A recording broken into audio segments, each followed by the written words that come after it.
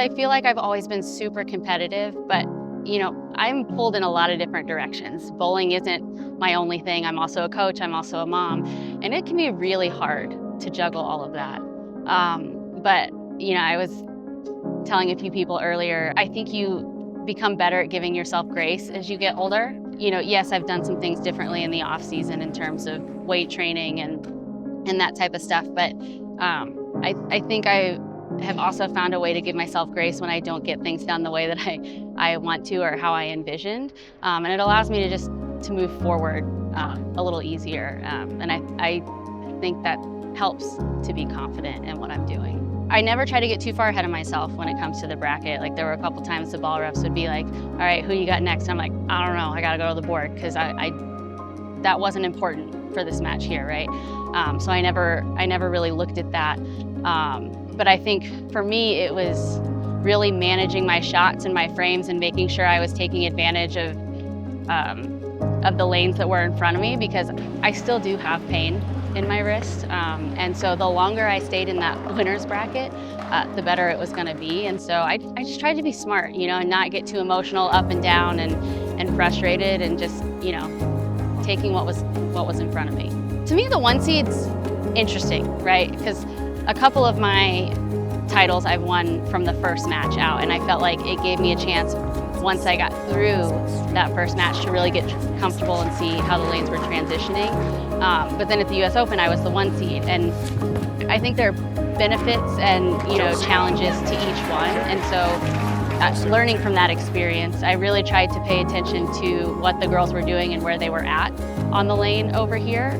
But at the end of the day, you want to be that 1 seed, right? Like you'll take your chances and you'll roll the dice at having to figure out what the lanes are doing in those 4 shots that you get. I knew that I was going to have to consistently hit the pocket, you know, and really hope that the pins fell the right way. I felt like watching the matches before that, the left lane was the one that was really giving people trouble. And so that's why I started. It was less about what my look was and more about let's force her over there. And it proved to pay dividends, you know, through the front part of that game. And so, you know, I was really just trying to focus on myself, because I knew at some point she was going to strengthen strikes.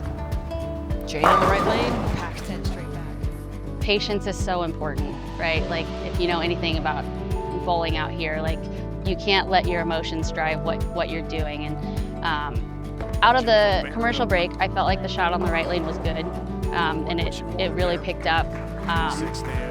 And then on the left lane, I missed just a little bit up the lane, which was not the lane that you wanted to do that on, and I split. And so I knew I was going to have to make a decent move. And it was a little nerve-wracking, because as I tended to move left with this ball, it would usually get a little flat. But you know, I just told myself the same thing I've been telling myself all week: just use your legs and get it to the spot, and whatever happens, happens. For a 44-pin lead. Shot.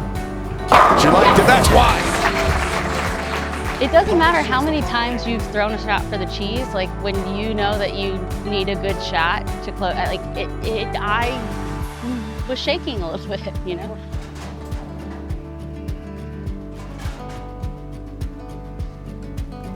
9 pins for the win. She's got it.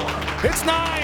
And tonight, Josie Barnes is the best in Las Vegas. Never in a million years did I. I mean, I've always had confidence in my ability and my ability to make shots. But I was actually talking to Chris, one of my girls, a couple days ago, because she intermittently bowls. She has a fantastic job at Nike, so she can't get away as much. But she made the comment about how much talent has grown out here just in the last couple of years. And you know, I'm getting older. I'm going to be 37. You know, bowling's a great sport because you can do it long term, but there are some challenges as you get older, and you kind of start seeing the sunset a little bit. And so you never know if you're going to be in this position again. My first title, I had a really strong contingent there, but Jess wasn't able to be there at that. And so it always felt like a little piece was missing, because you know, my whole family was there, my mom, my dad, a couple of my girls from college. And for whatever reason, it just hasn't worked out that Jess could be At the event, we're very close. You know, we've competed together our entire lives. And I think this one's special. You know, everything seems to go back to our mother because she was such a huge supporter of what we do. And this one was always one that my mom was really excited to watch. You know, everybody wants a tiara. And so, you know, I think the US Open win was cool because of all the challenges I was going through, and it's like the hardest thing to do is win the US Open. But this one's really special because we talked about it a lot as kids. It really is a dream come true.